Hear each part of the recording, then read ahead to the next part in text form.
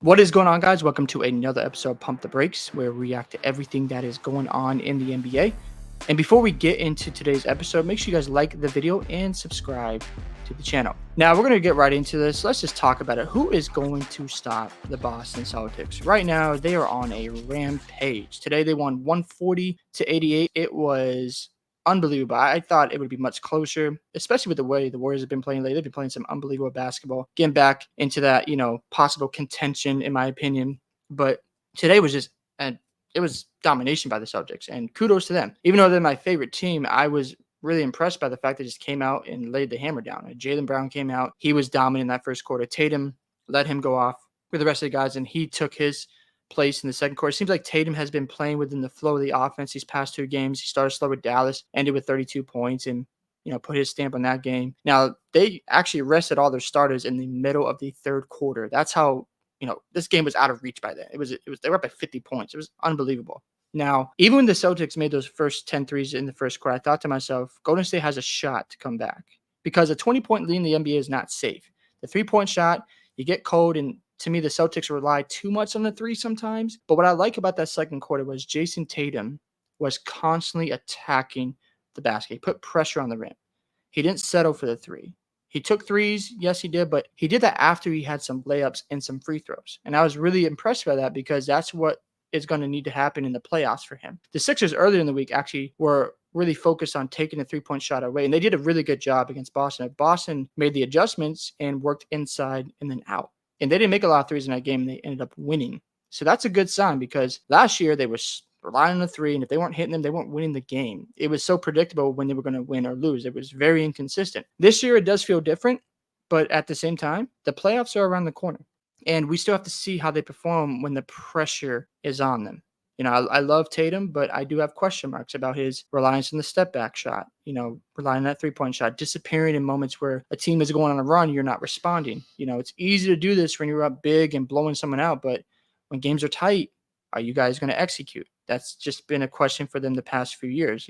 We can't forget what happened in Game 7 against the Miami Heat 2 years ago when the Heat went on that run and they barely held on for dear life. If Jimmy Butler hits that three, we're having a different conversation about Boston. Last year, it might have not ever gone 7 without that Derek White shot, but before that, the Heat took the lead and Tatum and Brown were nowhere to be found in the last 5 minutes. Now, I do still want to give them credit, though, because they've been playing some really good basketball, and I want to bring up a couple of things that I noticed.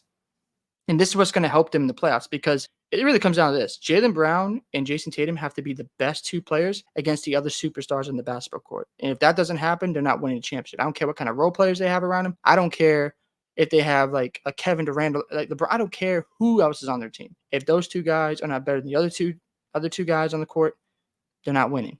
But here's what I want to bring up. So Jaylen Brown, being the primary defender on Kyrie and Steph Curry these last two games, they combined for 11 of 36 shooting, and they were minus 44 on the court. Jaylen Brown's defense this year has gone back to 2022 Jaylen Brown's defense, which I love because that shows me he's locked in and ready to go. Now, Jason Tatum, in the two matchups against Luka Doncic, he outscored him 71 and 70, attempted 15 fewer shots, and he was a plus 44 on the court while Doncic was minus 33. Now, let's bring up the defensive stats. Tatum allowed the Mavericks players he was guarding to score a total of 8 points on 33.3% shooting. Meanwhile, Luka allowed Celtics players he was guarding to score a total of 30 points on 73.3% shooting. Now, I'm not trying to compare Luka and Tatum. I'm not here to do that. I'm saying that they have been better than the other superstars on the court, and you have to do that in the playoffs because it's going to come down to the stars because they're going to run into, two teams I'm going to get into in a moment where I think they can actually beat the Celtics because they execute, right? So the first one I think is going to be the Miami Heat. You can say I'm crazy, but they are 9-3 in the last 12 games. Eric Spoelstra is the best coach in the Eastern Conference.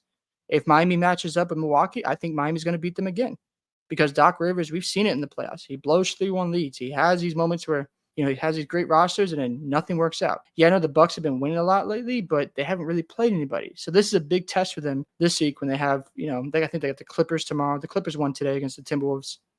Got some other hard teams coming up. I think it's the Clippers. Let me double check. So I want to give you guys false information, but I believe tomorrow is going to be the Clippers. Yeah, the Clippers tomorrow. So that's going to be an interesting test for Milwaukee because they got a hard schedule coming up. So we'll see how they respond to tougher competition. But with that being said, I think Miami will beat them because I trust Jimmy Butler. I trust Bam Adebayo and the schemes they run. They run these zones, they run these when it comes to Giannis, they pack the paint, and Miami itself is still dangerous. There's a report that came out tonight that Jalen Brunson, there might be something wrong with his knee. Now I don't know what else is going on, but he might have a knee injury, and the Knicks have injuries going on. You look at Miami like, well, if they get in that 5th seed or 4th seed, guess who they might play in the second round? The Boston Celtics. And Boston has to be ready for that, because last year Boston was super inconsistent. Even as a fan, I can admit that. Like, they went to 6 games with the Atlanta Hawks. That should have been over in 5. They had multiple opportunities to close out the Sixers early in the series, and they went down 3-2. Then you go down 3-0 against the Miami Heat, the 8th seed. And no disrespect to Miami. Miami was fantastic last year. But those are question marks, right? Because we've seen this before where they have this great team. You expect, okay, they're going to do in the playoffs, but we've seen the inconsistencies. Now, Tatum has shown up in moments where you need him, but there's been other moments where he has seemed like he's just disappeared. Now, it does feel like a different Jaylen Brown and Jason Tatum this year, but we still have to see it when it matters most. And this team should win a championship. If they don't win a championship, they better fire Joe Mazzulla. That's the first thing they got to do, because this will not work out very well for him if they end up losing, because this team is just so stacked and they built this roster where they can beat you in different ways. So there's really just no excuse for the Celtics. Now, the next team I want to say is the Denver Nuggets. I don't know if you've paid attention lately, but the Denver Nuggets have turned up the heat. They're 6-0 since the All-Star break. They look like the best team in the Western Conference to me, and I expect them to be in the finals. So who's going to be the best player? People consider Jokic the best player in the world right now, right? So Tatum and Brown have to be better than Denver. Yes, they have home court, but Denver's home court is no joke. That altitude, when you go out there, it is not easy to play in. And it's funny, they play each other this week, and I'm very curious to see how Boston handles that adversity. They also have to go to Cleveland this week. So to me, I'm thinking to myself, it's great that Boston has really played strong, and I'm glad they handled business. They didn't mess around. And I was wondering, like, okay, you play Dallas and Golden State. How are you going to respond?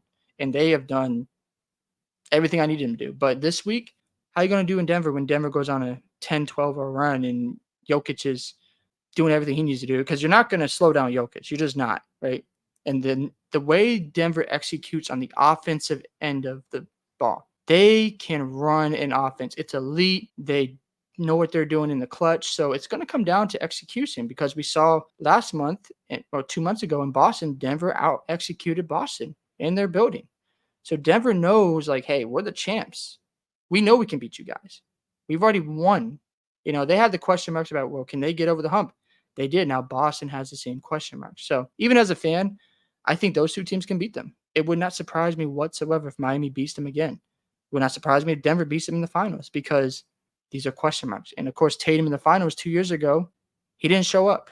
He got locked down by, I know, the Warriors, but at the same time, that is on his resume. And I just got to be objective here. Do I love what they're doing? Yes, it's great to see.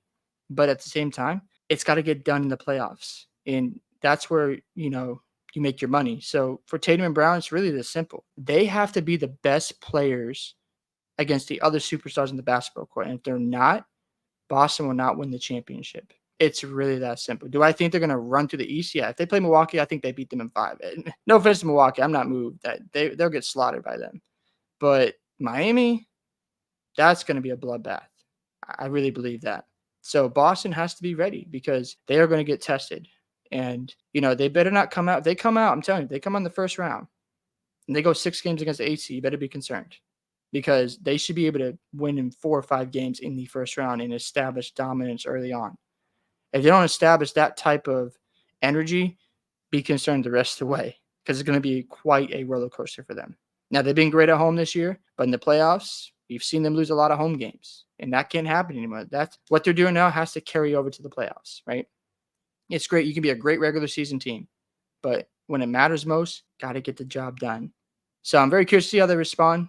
And also, they had 20 assists in the first half, 1 turnover, and 15 3-pointers made. But the 1 turnover really stands out, because it shows me how locked in they're in. They were pressuring the ball. They were going at it. And it seems like they're going to another level. But again, are you going to get it done? So I hope you guys enjoyed this episode today. I'd love to hear your thoughts about, is anyone going to stop Boston? Do you think anyone in the East can? Do you think anyone in the West can? I got 2 teams, and I'll see you in the next episode.